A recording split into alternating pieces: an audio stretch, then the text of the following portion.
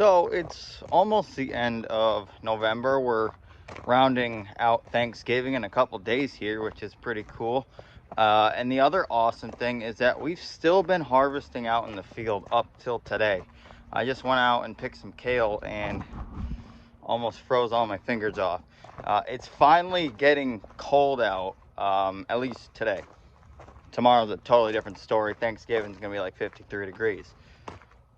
Totally bizarre for this time of year, for sure. What are we gonna do about that? Climate change, that's all I can say, which is a unfortunate leading factor a lot of this. But it is getting cold. Finally, I'm happy for that. I can take a break, kind of. We don't take breaks. That's the one big thing. Farmers don't ever rest, for the most part. But like I said, it's getting cold, and we still have a lot of awesome crops that we're still growing. Like this in our high tunnel, we got some nice luscious kale right here, as you can see. I walked in here this morning and it was about 21, 22 degrees out, and a lot of the stuff in here was actually pretty cold, pretty frozen. It was frozen. I did not touch it, but I could tell, which is fine. These crops are very capable of freezing. There's no problem with that. But we are finally getting to the point where we're going to start using that awesome stuff that kind of looks like dryer sheets. Can anyone guess? Yeah, remay. That fun stuff that we all love to hate. Only kidding.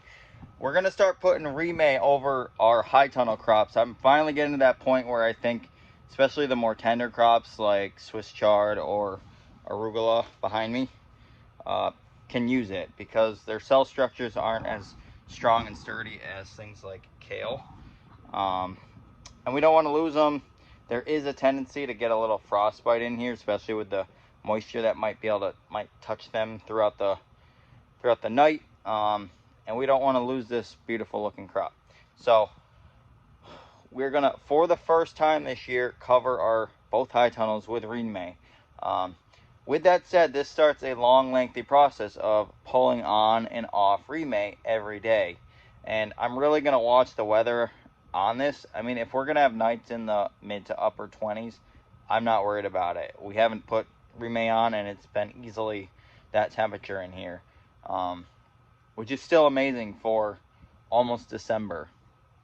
So I've kind of been doing a lot of experimenting on how well these crops are tolerating the cold temperatures. I'm sure this would be fine overnight, but I just want to put a little protection over this because we have a lot of demand for these crops in the next month or two, and I really don't want to lose or hurt any of them. So let's get to it.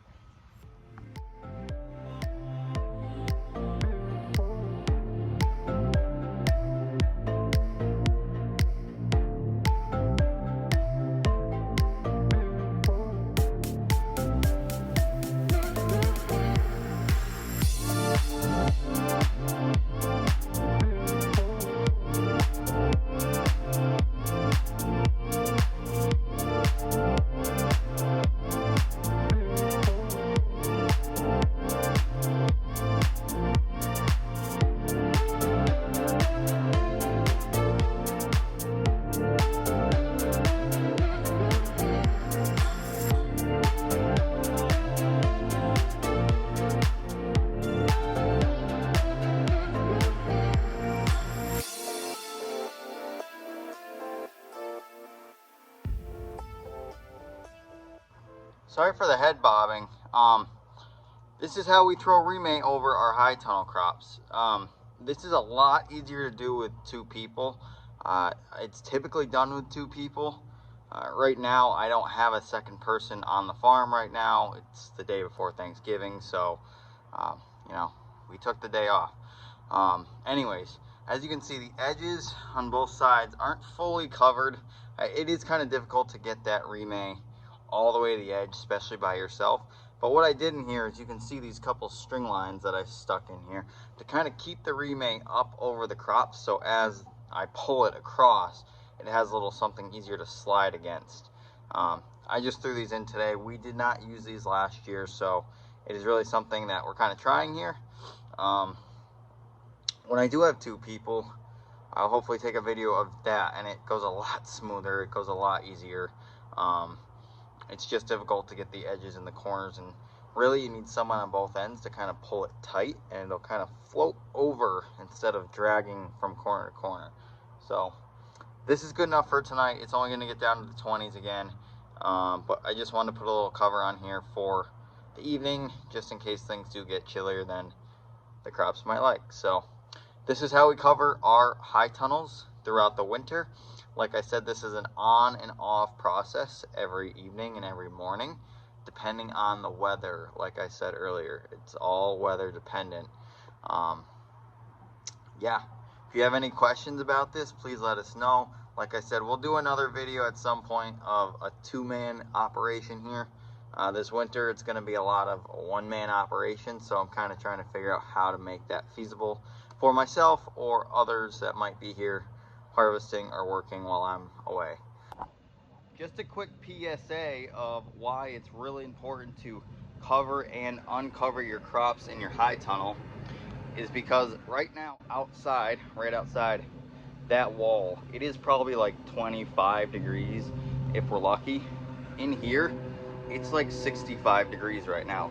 It's warm, it's humid. I'm sweating in a sweatshirt right now. And just so you know, I'm not lying, it's 65 degrees in here.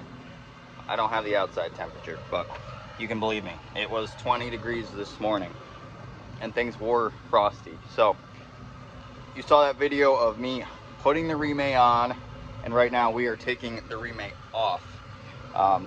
Couple things that are happening here. One, we're letting the plants breed. Two, we're exposing them to photosynthesis because the remay does hinder that a little bit, especially with the double layer. But really the most important part is letting these crops breathe because they're in a humid environment. We want to let them kind of dry off over the day so they're not constantly sitting in the moisture underneath the remay. With that said, on a cloudy day, a cold, cloudy day where it might not get above freezing in here at all, it's fine to leave the remay over it. You're not going to hurt it. Nothing's really going to dry off that much. But we really want to take full benefit of the sunny days we have to help with growth, to help with keeping the plants dry and the photosynthesis, of course.